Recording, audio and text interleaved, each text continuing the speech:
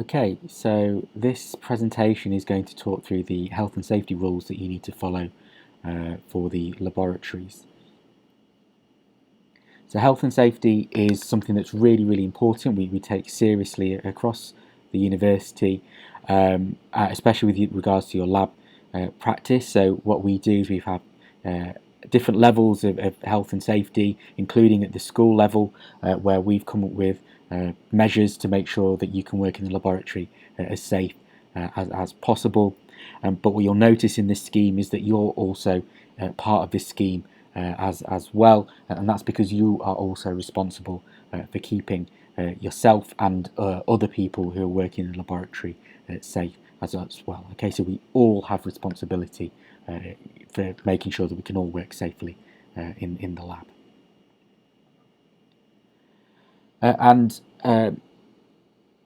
what we're trying to show here is that, whilst we have robust health and safety measures, we need to make sure that we minimise any potential accidents that do occur. And we do have accidents in the lab. Thankfully, the vast majority of them are sort of minor, but even still, we want to sort of minimise those minor incidents as well. So what this chart shows, for example, are what the kind of common sort of incidents have been in the teaching laboratories, so things like glass cuts or chemical burns. And what we try to do is we try to continuously improve the measures that we take to kind of reduce these sort of year on year. And the reason why it matters even just to minimise small incidents is that the way that things work is that, if we have a certain number of small incidents, we will eventually have a certain number of minor injuries, and if we have a certain number of minor injuries, we will eventually have a major incident. So it's really important that you report all near misses and small incidents, even if you think they're minor and trivial. It's really important that you report them, because then what we'll do is we'll review our procedures. We'll see if we can actually make these reduce the small minor incidents, so that we are in fact eventually reducing the number of severe accidents. So we hopefully we'll have zero serious injuries occurring.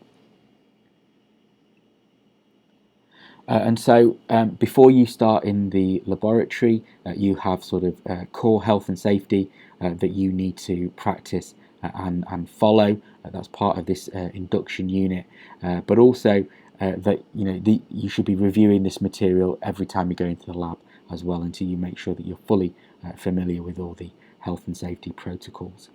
And then in addition to that, every experiment you conduct will have its own specific health and safety requirements, and this is usually with regards to the chemicals that you're using for that particular experiment.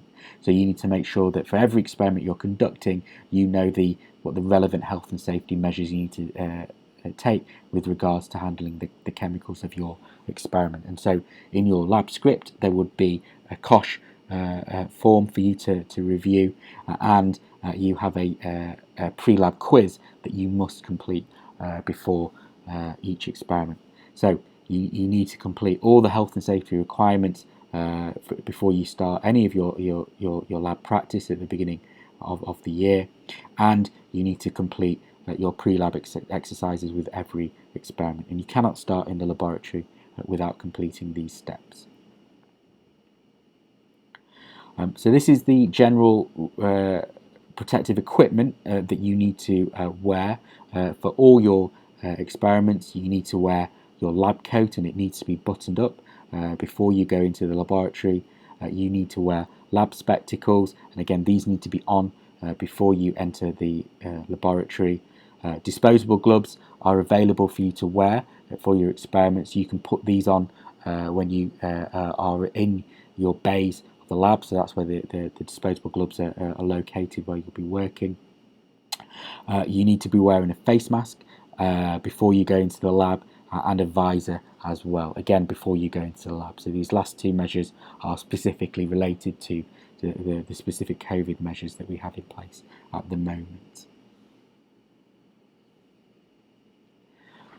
If you've got long hair, you need to tie back your hair in a ponytail. This is so it doesn't catch on any instruments, or if it doesn't get singed if you're using Bunsen burners, or you're using flammable chemicals that could catch sort of fire. And if you wear a hijab, then we would prefer you to wear a cotton hijab rather than a nylon one. Okay, this is the cotton ones that are less flammable, but also please do bring a spare, and do leave your spare hijab in your locker. So if you were to spill any chemical on the hijab that you're wearing, you're able to sort of change it, get it changed for a clean one.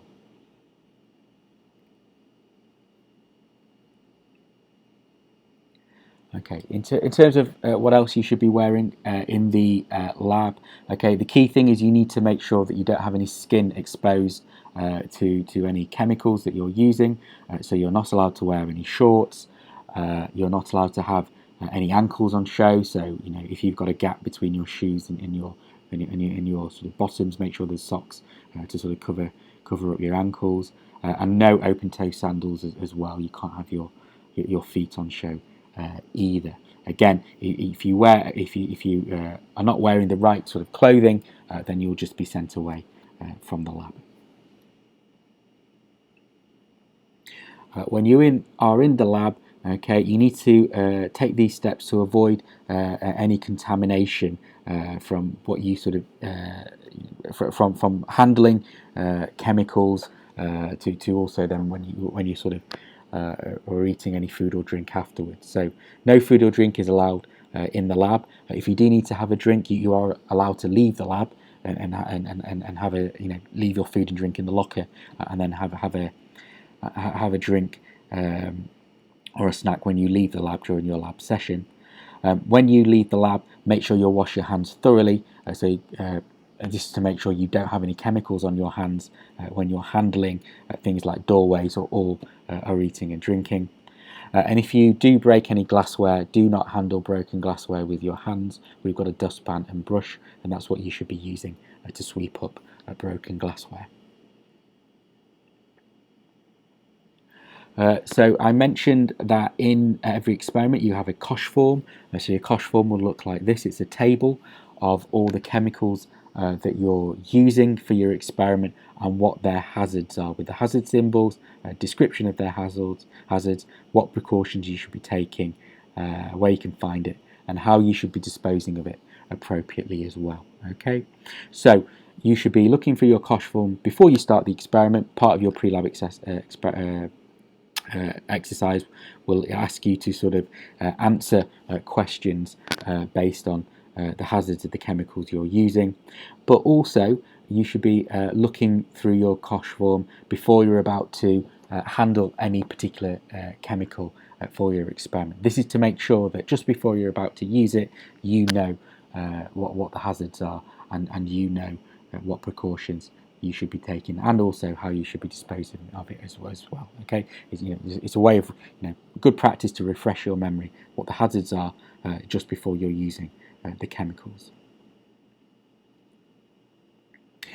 So if there is a fire in the lab, a fire is one of the most significant and serious hazards that can occur in the laboratory, and they can occur from using flammable chemicals. Most of the chemicals you're using are in fact flammable, and when you're using things like solvents, for example, you're using lots and lots of flammable chemicals, and you're going to be using things like Bunsen burners. You're going to be using electrical equipment that can spark, and you're also going to be heating reactions as well. Okay, so fires are chemical fires do happen in the laboratory, and perhaps the most serious incident that can occur. So make sure you are taking the appropriate measures. So if you're using flammable chemicals, you need to be aware that the chemicals you're using are flammable. So that if you're using a Bunsen burner, for example, don't have your flammable chemicals near to your Bunsen burner. Either take it out of the fume hood or put it to the other side of the fume hood. If you spill any chemical onto your electrical equipment, like a hot plate, for example, do not then sort of continue to use your hot plate. You should switch your hot plate off, remove it from the fume hood, and give it to a demonstrator okay, and find a replacement hot plate to use. Again, the same thing goes with if you spill anything onto your hot plate, do not then sort of heat your your chemical reaction with your chemicals spilt onto your hot plate, or do not heat your chemical reaction so vigorously that you've got vapors of flammable chemical sort of present around your electrical equipment. These are ways in which fires have occurred into the in the lab before, so they're not just simply hypothetical. Okay, do be aware of how to take the appropriate measures to minimise the risk of fire in the lab. If a fire does occur, what will happen is the fire alarm should sound, and if you do hear the fire alarm, you need to follow these steps. First thing is just stop what you're doing. It doesn't matter where you are with your experiment, just leave your experiment alone. The demonstrators will be able to leave your experiment in a safe position as you sort of leave the laboratory. Next, then follow the demonstrators to the nearest fire exit. So, as part of your induction, you're shown where the safest fire exits are for each laboratory in each wing of the Priestley laboratory. The staff and the demonstrators will guide you through the safest exit. You need to leave the lab in a sort of through this exit in a swift but orderly manner, and then wait outside until you're given the all clear. The fire marshals will check that everything is safe in the labs and the chemistry building, because it could be the case that the fire alarm is sounding because there's a fire in another lab in another part of the building. We need to make sure the whole building is safe before you can re-enter the lab. Next, it's regarding sort of waste and disposal. So there's lots of protocols for you to follow regarding sort of waste and disposal. It has its own section in the induction material, but key things to remember is, again, your Cosh forms tell you how to dispose of things safely, but for solid chemical waste we have these different coloured bins, and you need to make sure that you put the right solid waste into the right bin. So if you've got something that's non-contaminated, an example would be a paper towel that you're using to wash your hands, this can go into a blue non-contaminated bin. If you've got any broken glassware, then dispose of that in the bin. It doesn't matter if it's contaminated or clean, anything that's glass related goes into the glass bin. That includes things that you break, but also things that you use that are disposable, like pipettes. If you're using sort of needles, then these need to go in their own special sort of sharps bin. These are usually located on the benches in your bays.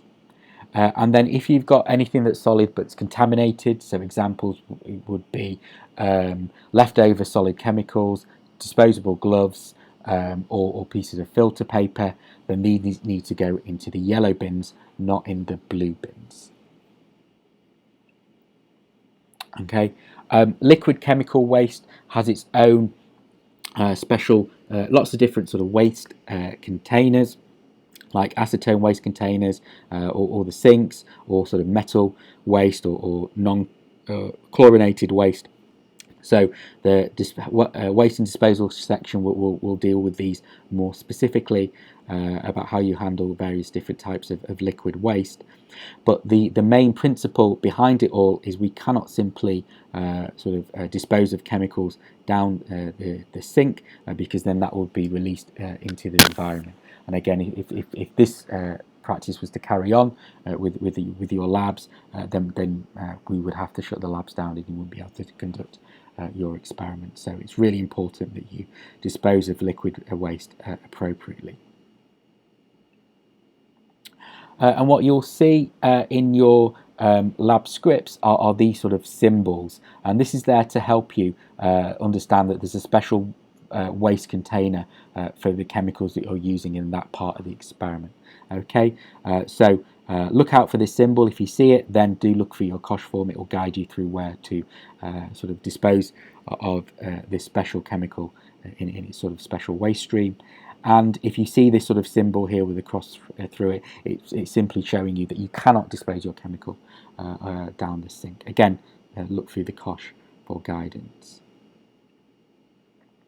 If at the beginning of the presentation, I showed that glass cuts are one of the most common forms of incidents that occur in the lab.